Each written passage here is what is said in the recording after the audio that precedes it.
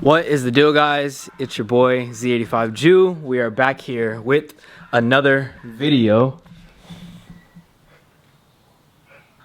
What is this man doing, bro? We're back with another video, and today I'm super excited because you guys know this car is getting ready to take his first breath, bro. Take his freaking first breath. So I'm super stoked for that. But I wanted to start this video off. We actually have some parts right here. We have pretty much everything we need to put oil and everything in this car. So we have oil for the engine. So I went with Mobil 1 because of this fool. He gave me the good recommendation to use them. So Mobil 1. 5W30 full synthetic, of course. Over here I have antifreeze 50/50, nothing crazy. Dude, this stuff is expensive, by the way. Can we just talk about that, man? This is like what, $40, almost $50 at like AutoZone, O'Reilly's, but if you go to Walmart you can get it cheaper. Which I didn't know. So we have antifreeze, we have oil, we have transmission fluid. I do need 2 more of these. The Walmart only had 1 in stock. Yeah, I definitely have to get more of that, but I won't be able to do that today because I'm getting the drive shaft later. It still will be in this video, but I'm just getting it later. So we have 1 of those 75W90, and then these are the 2 last hoses that I need to kind of finish everything off. So this is going to be the lower radiator hose. I'm hoping this will fit because this is kind of like a guess. And then this is the heater hose. This goes to the back of the 2JZ, and then this side will go to the heater core. So without further ado, let's go ahead and put these hoses on first because I'm more curious about these than anything else, and we'll go from there. Okay, first things first, we need to open this up and we need the hose. Let me grab the hose. So the first hose I want to try is the lower radiator hose. For those who don't know, let me just kind of show you where that is. So this hose is actually going to go down from right there, and it's going to connect all the way at the bottom right here. So I need to see if this is going to fit. So let me set you guys back up and give it a shot.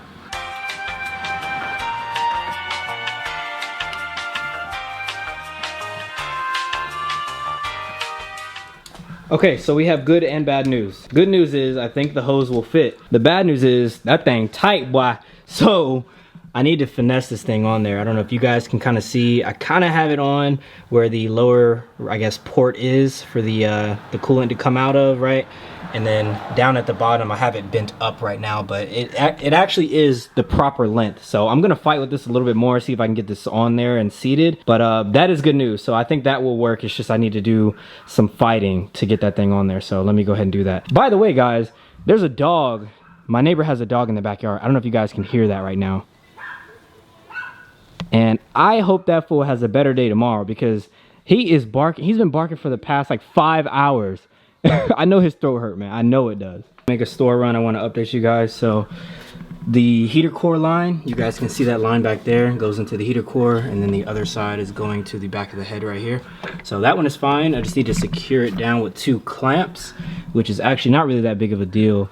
But this line, however, it fits. So you can see, if I can get this thing to focus, it is on down there. Just need to go ahead and put a clamp on it. And then the other side over here, I need to go ahead and bend it and put it on. But before I bend it, I want to go ahead and put a clamp right there and tighten it all the way down because that line, or that hose I should say, was actually very, very difficult to put on. So we're gonna run to the store, grab some clamps, tie that down, and then technically the whole cooling system will be complete once that's done. Very very stressful, but yeah, good news for sure. So bad news, the radiator hose that we got ended up not really working for right now. So we're gonna go back to the store to get another one that is a pseudo application more. But for the meantime, let's go ahead and pour the oil in because this engine has no oil in it. So let's do that. I could probably take this tape off. Actually, this is for your project. Dang, is today like National Dog Stress Day, bro? What the heck? Man, that fool is howling though. He's in distress. Yo, what's going on, bro? Alright, 10 minutes later, let's go ahead and let's fill this thing up with some oil. So I think the book says it takes 5 point something. So we're just gonna guesstimate, probably do 5, I don't know, we'll see. Dang, this is a pretty surreal moment actually if you think about it. Let's check for leaks, even though I poured most of the bottle. Oh, there's no leaks. What do you know? Oh yeah, Forgot about that fancy dipstick right there.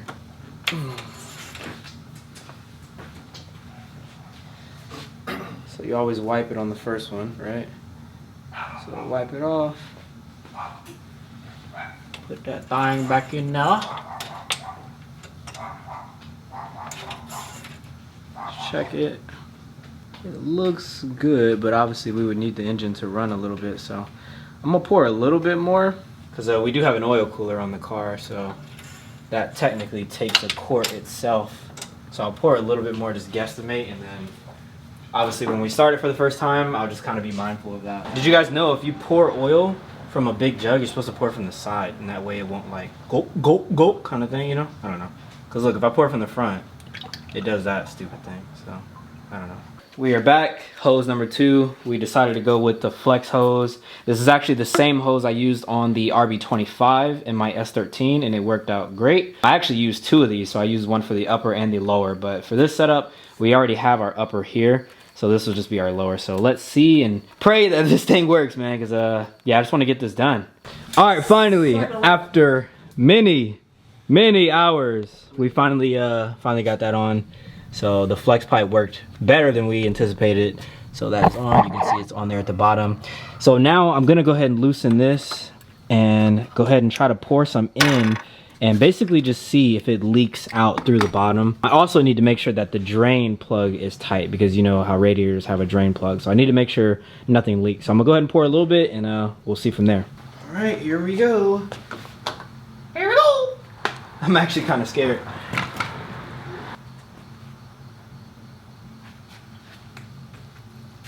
I hear that thing.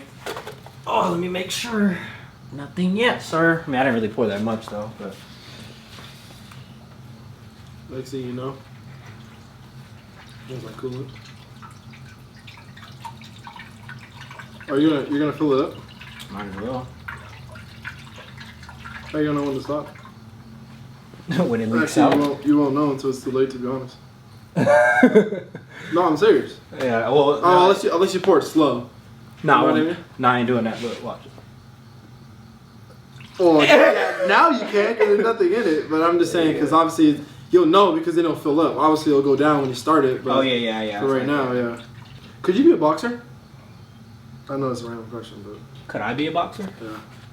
No. Like imagine your only way of losing is by getting knocked out. I couldn't imagine that.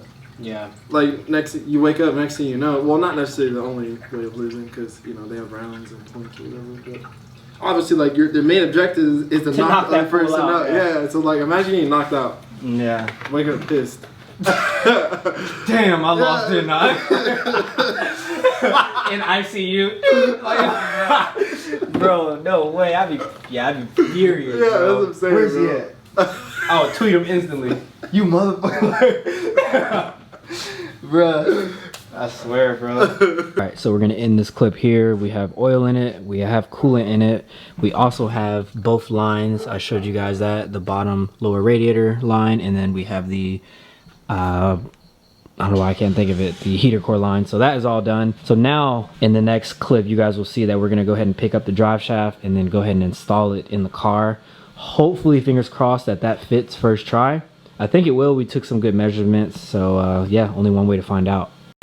What is going on, guys? Z85 Jew. We are back here in the same video, and I have great news because we finally have our drive shaft. You guys can see I have 2 drive shafts right here. The first one, which is this one in the back, this is actually our old one. You can see how long it is. And for those who don't know, 370Zs and I believe 350Zs come with a carbon fiber drive shaft. So that's pretty cool. So this thing is actually pretty light. On the other hand, the one in the front here, this one is a steel drive shaft. So my options to get drive shafts were aluminum or steel. And I decided to go with steel because I got some recommendations from a few friends, and they told me that the aluminum one, yes, it's lighter, but it is more prone to damage. As far as like, say if you're driving on the road and maybe a rock comes up and hits the drive shaft, or just something comes up from the bottom and hits it, it could potentially dent it and just mess up the rotation of things. So I didn't really want those problems. And then also the other bad thing is if you're making a little bit more power, it can actually twist. You know what I mean? So if you're making maybe 700 horsepower and up,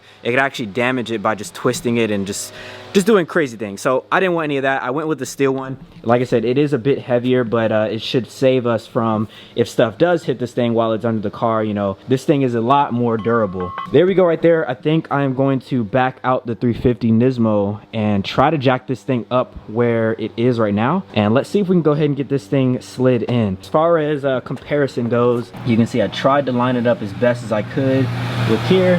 And then you can see how much shorter it is. So it's not really shorter by much, but yeah, it's crazy. Like, that's all I needed. I wish there was a way I could like take something off of this one just to get it down in there, but it's all good. On another note, I went ahead and picked up myself some rear Akibonos. You guys know in the past, I've said it many times in videos and on Instagram, I was running drag slicks in the rear, and the ones that I was running were 15-inch drag slicks, which made me have to downsize my rotor and the actual caliper itself. So this setup right here on the 370 is actually like a base model setup in the rear. And now that I'm not running that and I have the OEM wheels again, I just thought that it would only be right to get some calipers again. So shout out to my boy Corey. You already know who you are, man. He hooked it up with these. So only thing I have to do is obviously get some brake pads and all the hardware for that. And then I also need to get the actual brake line, because from what I know and from when we did this, these Akibonos and the base calipers use two separate type of brake lines. Super weird, I know, but yeah, so I need to source that. So if any of you guys out there have that, let me know, comment down below. Also, if any of you guys need a carbon fiber drive shaft for your 370 or maybe 350, whatever it is, let me know. That will be for sale. I don't need it anymore. I think I'm probably also gonna strip the paint on this and repaint it. And I do have stickers that say Nismo instead of a IPL, because this came off of a G37 IPL. So yeah, do have that. But yeah, let me know what color you think I should do. Do you think I should keep the red? Because in the front here, we do have the red. The front would need to be touched up as far as like repainted or something like that.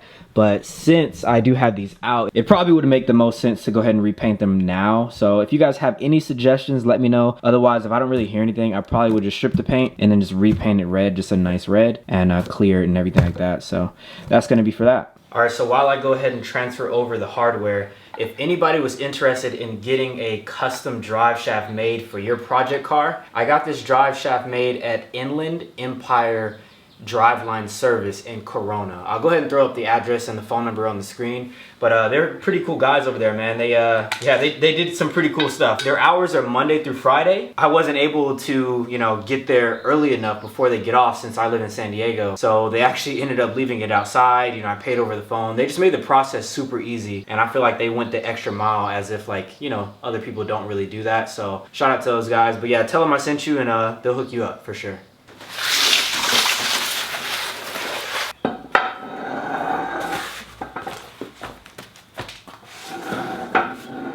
Well, let's do this.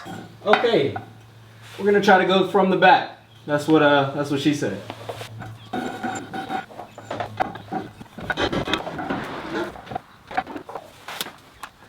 All right, good news. Looks like it's in. So now the fun part. Let's put these bolts in and get her going. You know what I'm saying? All right, bad news. Oh. Why do cars have to be like this, man? What's going on is the drive shaft fits. That's not the problem. It fits under there from the transmission all the way to the diff. And excuse my dog for whining. But my problem that I'm having is the back plate. This is the old drive shaft, by the way. This back plate right here, the 4-bolt pattern, is actually too small. On all 4 corners, I tried to put it on one way, it didn't work. Tried to flip it and put it on another way, it still didn't work. So back to the drawing board. So I think right now, since I do have the car jacked up already, I'm gonna go ahead and just measure the actual diff bolts and just see what they are dimension-wise, and then do the same on the drive shaft and just see how much it's off. But unfortunately, we're gonna have to send this back, and this is exactly what I was afraid of. So it is what it is. I mean, there's nothing that I can do about it, right? But definitely frustrating, man. You know, for this to be like the last piece that I'm waiting on, and just for it to end like this, it's pretty unfortunate. But this is what it comes with when you modify cars, I guess. But with that being said, man, yeah, I think I'm gonna end the video here. I'm pretty upset, pretty frustrated if you can't tell already. So hope you guys enjoyed this video. I would hate to end it on this note, but it is what it is for today. I'll see you guys in the next one. Like, comment, subscribe, stay tuned for more content. See you guys soon. Guys, I think I might have found my problem. I'm looking at the paperwork right here, and if you guys can't read that, this says 350Z transmission. I don't know about you, but yeah, I don't know. Maybe I'm tripping, but yeah, last time I checked, I thought this was a 370 and that's a 350.